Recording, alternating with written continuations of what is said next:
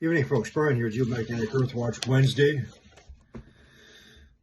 April 30, 2025. Let's continue on the subject of what's happening with our weakening magnetic field as it relates to my last video. Sal did it. It's not going to be as long, this one. I got to get more than 4 hours sleep tonight. So something else to consider, something called secular geomagnetic variation impulse, or a geomagnetic jerk, which are caused by changes in the flow patterns of the liquid outer core of the planet where our magnetic field lines are generated from, mainly by the churning of the fluid, liquid hot iron. So our magnetic field leaves the south polar regions of the planet, envelops the planet, comes back around into the north magnetic cusp. Now, these geomagnetic jerks happen in time scales from lasting months to a year.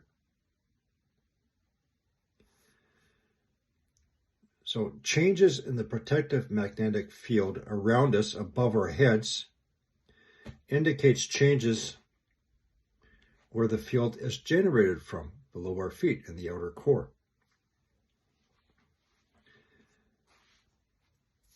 Remember my talk in that long video.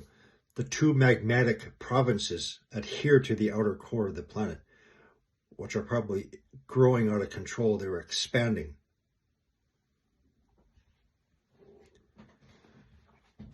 May have something to do with these geomagnetic jerks. Again, induced by the electromagnetic connections from Sal, the perturber. You need an influx, you need an absorption of the highly charged particles to excite, pressurize the magma under our feet, to exert the pressure underneath the crust, and also may cause changes in the manner in which the magnetic fields are generated from within the outer core.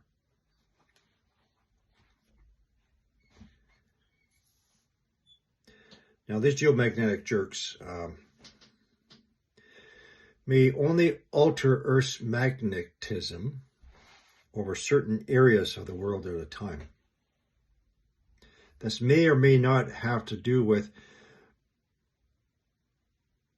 the probability that because of the ongoing geomagnetic excursion, we are now developing multiple magnetic poles here and there and everywhere around our planet. And in between those areas, we have weak areas of the field, openings in the field, such as it is suggested over the Spain, Portugal regions and all the areas around it. This might also suggest, possibly, we had another sudden acceleration of the geomagnetic north, such as it did during the end of 2018 into 2019. The world magnetic model is updated on 5-year intervals. It was supposed to be done in 2020, but because of what happened, what's caught everybody off guard, and quite frankly, it scared the crap out of some people. That's when the U.S. government shut down, because they had to frantically reset a whole bunch of stuff.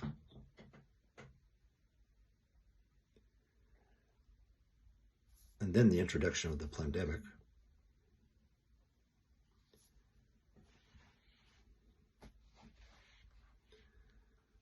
So what if, again, we have another sudden acceleration of the magnetic North Pole?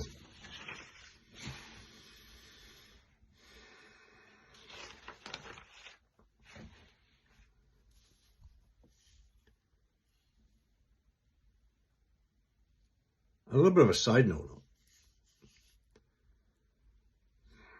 So because of the weakening of our protective magnetic field, we're going to have an increase in solar radiation, which also includes ultraviolet radiation. I got a series of solar panels outside. They're only rated for 200 watts. They've been absorbing a lot more into my solar units. It's like they've been bringing in 220 watts. This was like towards the end of winter. Hang on, I'm going to show you one of my units.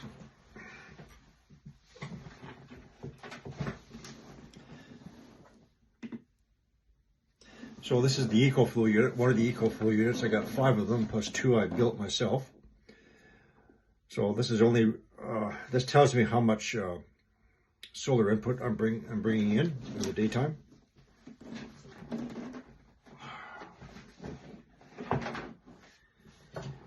And I've been bringing in more than what should be rated for. Another indication there's just changes happening. Anyway. Everybody at YouTube land has their own ideas, hypotheses, suggestions, and that's fine, but nobody wants to touch the subject of the binary system. Nobody.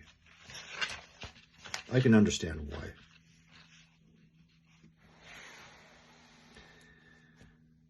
It's just like nobody wants to touch the fact that we have a dramatic increase in earthquakes globally, including in diverse places, including in deep events where we never had them before.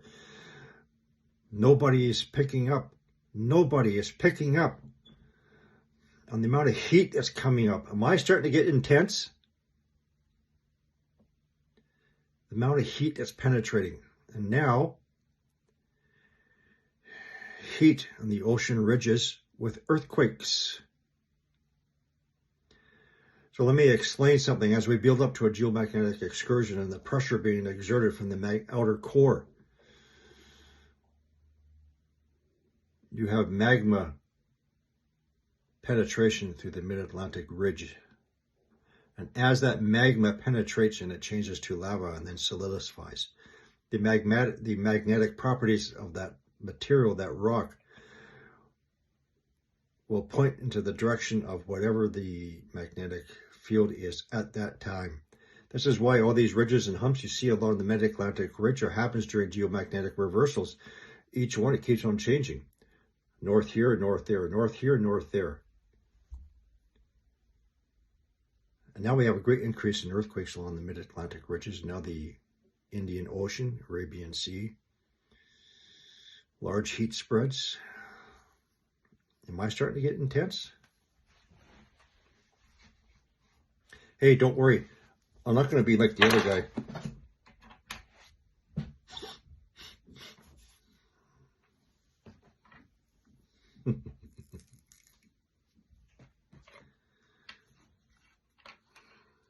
You can't lose your cool. You can't start panicking. You can't start beating yourself up because, but my math said this, and my math is wrong. There's only one math you need to follow. It's his.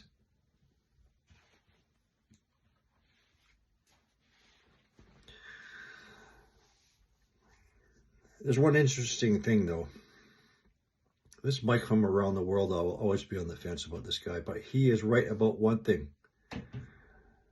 He has said this. He said a little while ago, this is going to happen. He has said that you're not going to need a solar impact event, CME, for example, that the simple solar winds in of themselves penetrating through our weak magnetic field is going to be causing these issues.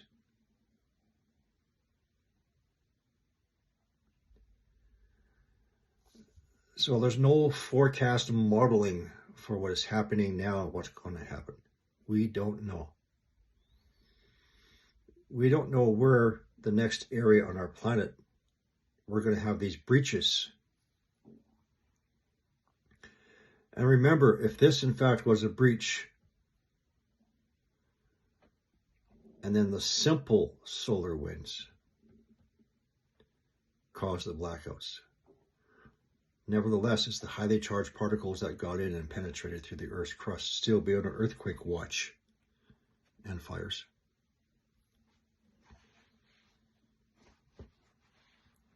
Is it getting intense? Stay calm. It's not boom time yet.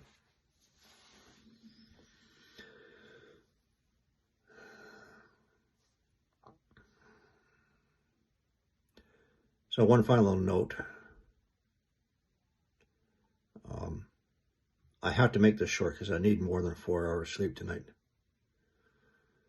In that modeling that I showed you of the planets as they orbit around the sun, so this is our elliptical plane this way. The binary system is supposed to be coming in from underneath. It's supposed to pass between Earth and Mars. Up until this time, or a little bit in the past, one of the big planets, I'm tired, it's either Jupiter or Saturn, Jupiter, was in close enough proximity to the orbit of Earth to absorb some of the energy from sail or deflecting it. But as I've shown you in the modeling, at a certain time, all the planets are going to be on one side of the sun, leaving poor old Earth, us, alone on the other side, at the other side.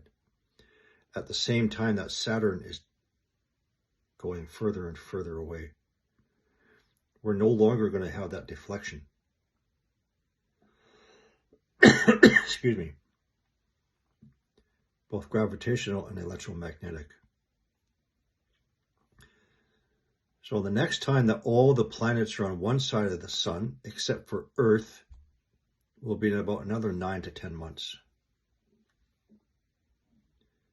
It doesn't necessarily mean that in 9 to 10 months, we're going to have a sudden increase in absorption of the energy, gravitational effects, electromagnetic effects, earthquakes and volcanoes and fires and weather changes, etc. It may start to happen before gradually.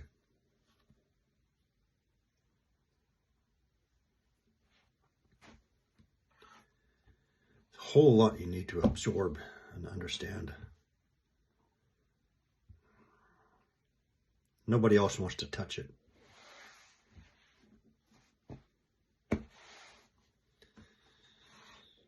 It goes against their own narrative, whether or not they've been put in place by the government to deny the existence of the binary system coming in. Or maybe they're being financed by the institutions, by the system, and they don't want to lose that funding or position or status or whatever. I'm just a grumpy old dusty bag of bones trying to grow his food for his family and getting ready for what's happening. I ain't got much to lose. 13 minutes. That is all, as you were.